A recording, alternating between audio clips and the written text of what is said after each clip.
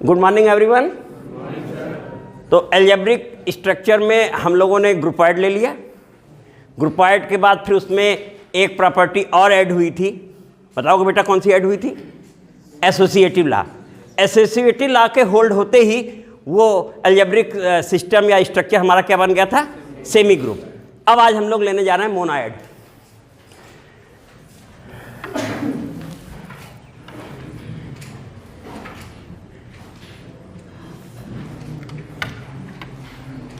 मोनोएड, ठीक बेटा।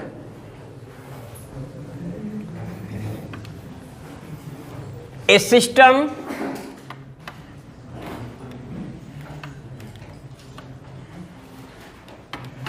जी binary operation star यानी ना, ए सिस्टम जी स्टार, जिसमें जी क्या है?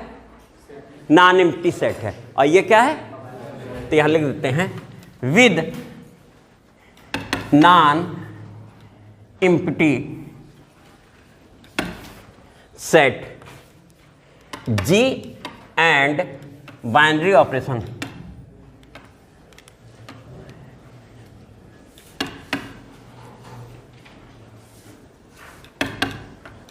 स्टार।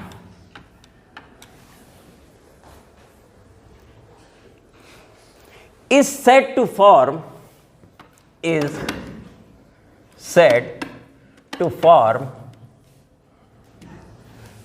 monoid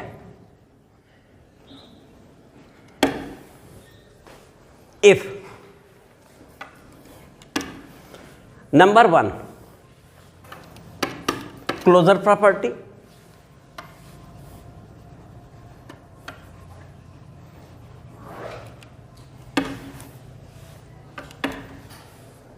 ठीक है। और क्लोजर प्रॉपर्टी क्या है? For every a comma b belonging to G, a binary operation b belonging to, ये हमारी होल्ड होनी चाहिए। There exist closure property that means for a comma b are any two element in set G, या यूं कहें ordered pair a comma b है G cross जी का, जिसमें हमारा ये बाइनरी ऑपरेशन होल्ड होने पर जो भी रिजल्ट मिल रहा है वो सेट जी में है। ये भी हो गया बेटा। Second, associative law.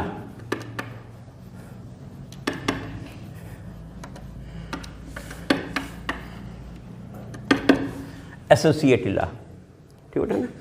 For all a comma b comma c belonging to a binary operation b binary operation c equal to a binary operation b binary operation c, ये एसोसिएटिव लॉ, ये भी हमारा होल्ड होना चाहिए। तो closure property हो, associative law hold कर रहा हो, और नंबर थर्ड, तो इससे पहले हम लोगों ने कल के लेक्चर में बताया कि अगर केवल यहीं तक होल्ड हो रहा है क्लोजर प्रॉपर्टी तक, तो उस अलजेब्रिक सिस्टम को हम ग्रुपॉइड कह रहे थे। और उसमें जैसी एक प्रॉपर्टी और एडिशनल हो गई थी, एसोसिएटिव लॉ भी होल्ड कर गया था, तो नेक्स्ट डेफिनेशन हमारी थी सेमी ग्रुप। और आज उसी में एक प्रॉपर्टी और एक्स्ट्रा आ गई, जिसे हम लेने जा रहे हैं आइडेंटिटी एलिमेंट।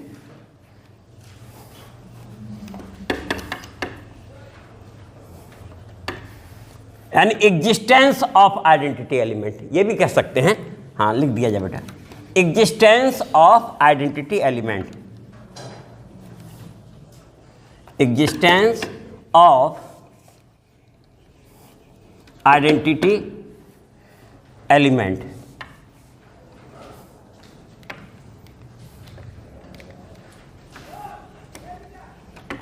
यह है बेटा एग्जिस्टेंस ऑफ आइडेंटिटी एलिमेंट, ठीक है बेटा। तो अब इसके लिए यहां मिटा के बेटा लिख रहे हैं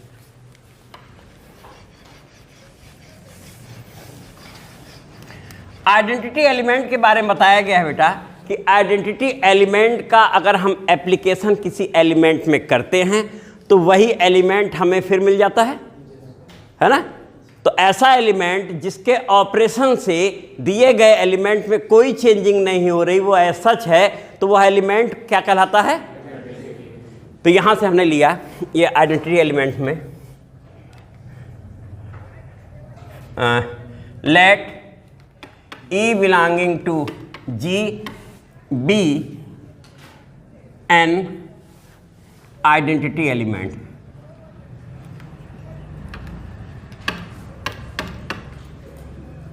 इसे हमने क्या कहा, identity element. Then A binary operation E equal to E binary operation A और equal to A for every A belonging to, जहां A भी उस सेट का एलिमेंट है, A भी उस सेट का एलिमेंट है। साथ में एक चीज तुमने ये भी देखी कि जो आइडेंटिटी एलिमेंट है वो भी कहां है, उसी सेट में ही है। तो आज एक एलिमेंट E है जो सेट G में है, उसके ऑपरेशन से इस A में कोई चेंजिंग नहीं हुई, इसका मतलब E is identity element of A होगा बेटा ना।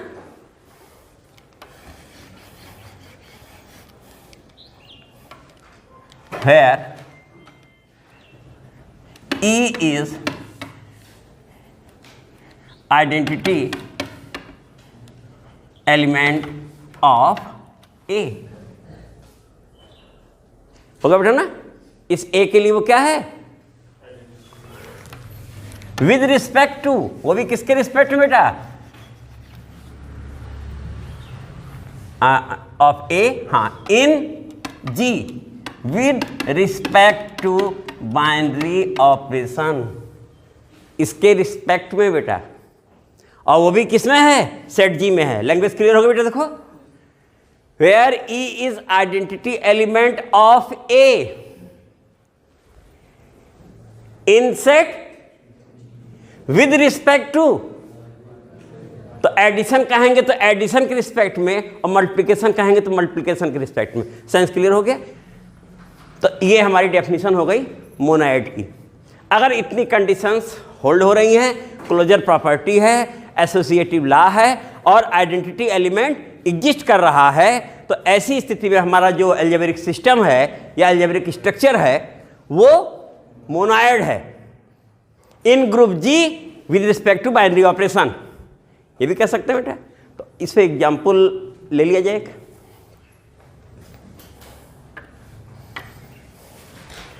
लिखो set of natural number n is monoid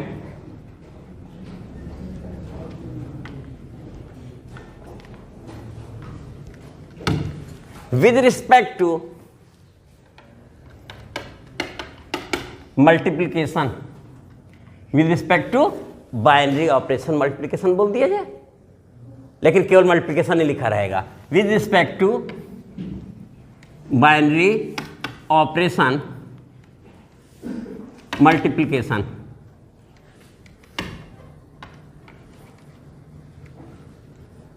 जिसे सिंबॉलिकली हम क्या लिख सकते हैं बेटा, डॉट भी लिख सकते हैं, क्रॉस भी। तो ये ऐसे लिख दो dot.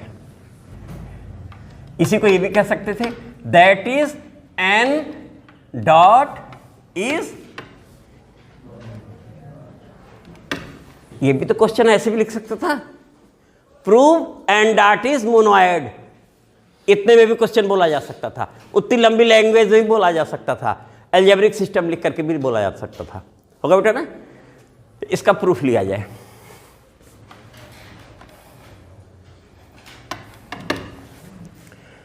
We know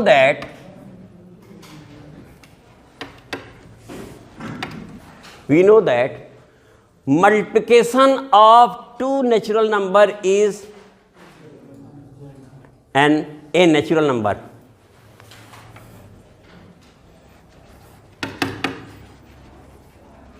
Multiplication of two natural number natural number n is number that is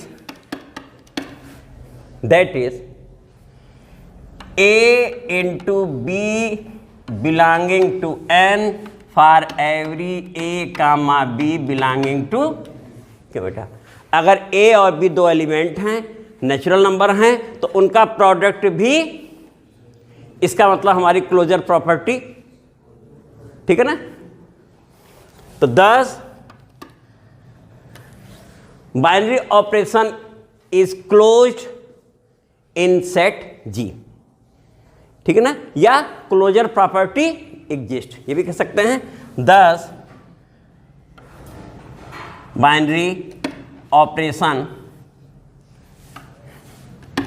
multiplication is closed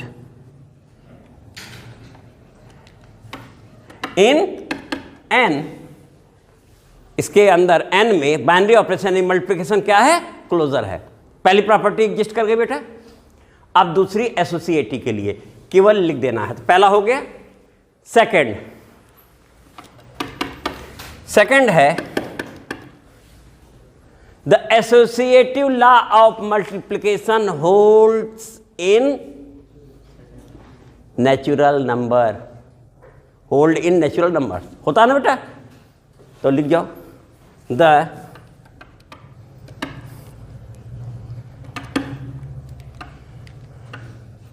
associative law of multiplication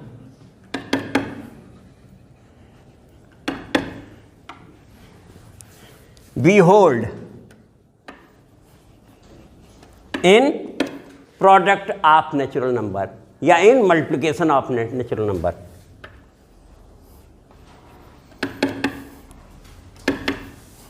multiplication of natural number, इसको भी लिख दिया जाए डेफिनेशन केवल, that is for a comma b comma c belonging to a into b into c equal to a into b into c। क्यों बेटा, सही ना, केवल डेफिनेशन लिखी जा रही है और कुछ नहीं। हो गया ये, सेकंड भी हो गया। और थर्ड क्या है, थर्ड कौन सी प्रॉपर्टी है बेटा, आइडेंटिटी एलिमेंट ना, तो लिखो third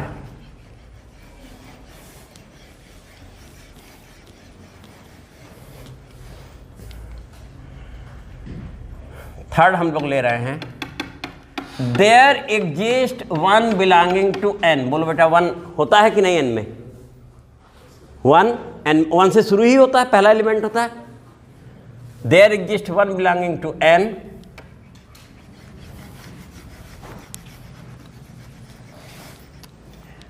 one into a equal to for every,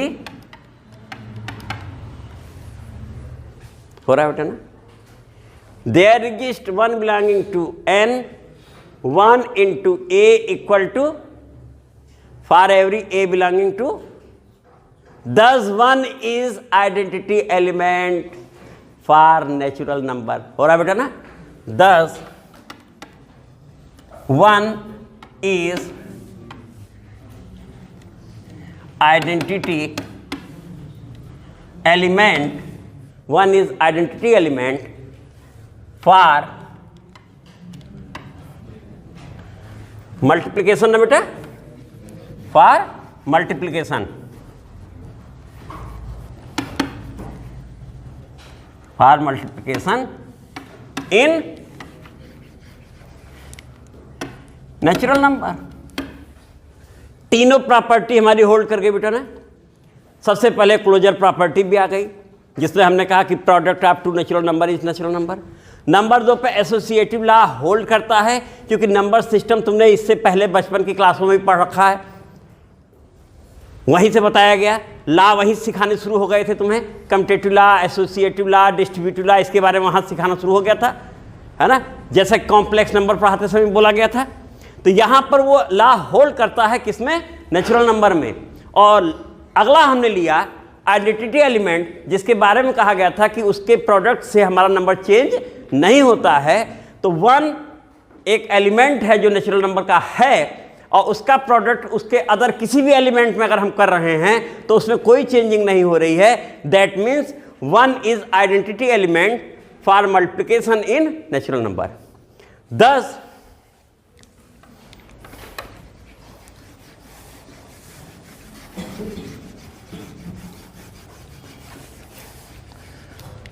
thus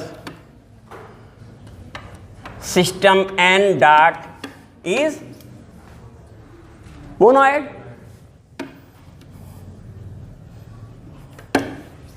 ये बेटा हम लोग का हो चुका है, और आगे इसके बाद हम लोग नेक्स्ट टॉपिक लेंगे ग्रुप। Thank you.